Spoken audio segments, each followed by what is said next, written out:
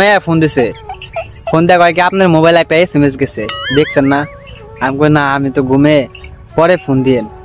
যাই হোক, ঘুম টুম ভাঙছে, আমি আর মোবাইল টোবাইল চেক করি নাই। পরে সন্ধ্যাবেলা মেয়ে ফোন দিছে, কয় কি এই সিটার এই বাটপার। আমি কই সিটার বাটপার কোনকে, ফেজলামি করেন নাকি? পরে কয় আপনার মোবাইলে 20টা টাকা গেছে না? আমি কই দেখি নাই তো, খাওয়ান দেখে নই। পরে দেখছি হাসাই করে দেখি কি মোবাইলে 20 টাকা লুড়ে পড়ছে। পরে আবার মোবাইলে 80 টাকা দাঁড়ি করা আসাল, 20 টাকা কেটে নিয়ে গেছে গা, আর লস হয়ে গেছে গা। যদি আগে কইতো 20 টাকা গেছে তাহলে সাথে সাথে মিনিট কিনে রেখে দিতাম। পরে আবারও ফোন দিছে, ফোন দেয়া কয় যে তাহলে 20 টাকা দিবেন না? আমি মনে মনে করলাম 20 টাকা দিমু কোন থেকে, এখন আমি এই যে খয়রাতির খয়রাতি, এখন তো এই 20 টাকা আমি দিয়ে হারব না।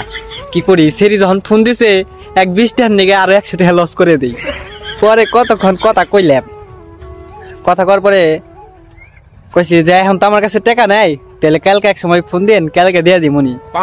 পরের দিন ফোন দেয় কি এই বাট পাড়াই চিটার। আমার তো রাগ উঠে গেল গা, আমার কাছে এমনি টেহা নাই, এই 20 টাকার লিগে বলে চিটার বাট পার বানাবো। পরে আমি বললাম ফুকিননি 20 টাকা পড়ছে, তাও চাই কেমন ফুকিন্নি গেলে।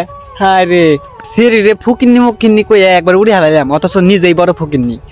যাই হোক, কত 20 টাকা কত ভাবে উড়ে হালাইছি, কিন্তু এই সেরির 20 টাকা আর দিয়ে হারি না।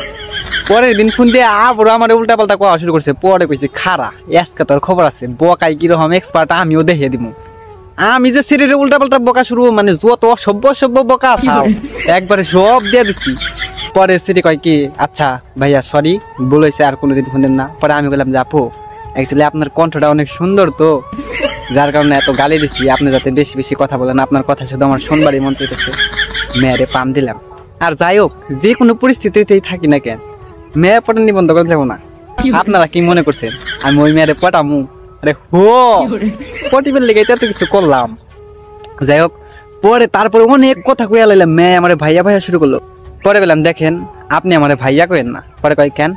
পরে কইছি আপনার কণ্ঠ এত মধুর, ওই মুখে ভাইয়া ডাকটা মানায় না, অন্য কিছু বলেন।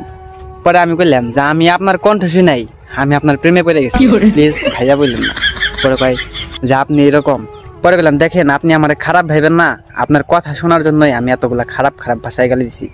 আর এইগুলা ভাষার গালি আমাদের এখানে অ্যাভেলেবেল চলে। আমরা সব বন্ধুরা এক জায়গায় থেকে দুষ্টামি ফাজলামি করি, তো সবসময় এইগুলা গালি দেই, আপনি মাইন্ডে নেন না, এগুলা আমাদের এখানে প্রচলিত। পরে মেয়ের আবার সিলেটি, মাঝে মাঝে কি কয় কিছু বুঝি না। পরে আমার কয় কি আপনি কি আমাকে ভাষা বুঝেন? আমি কই তেলে মনে মনে টান থাকলে সব ভাষায় বোঝা যায়, আপনি যেভাবে কথা কইতেছেন আমি মোটামুটি বুঝতেছি, কিছু বুঝি না। যাই হোক, ভালোবাসার কথাগুলো সবই বুঝি। যাই হোক, 2-3 দিন এমনি করে কথা কইলাম, মেয়ে আমার প্রেমেই পড়ে গেছে।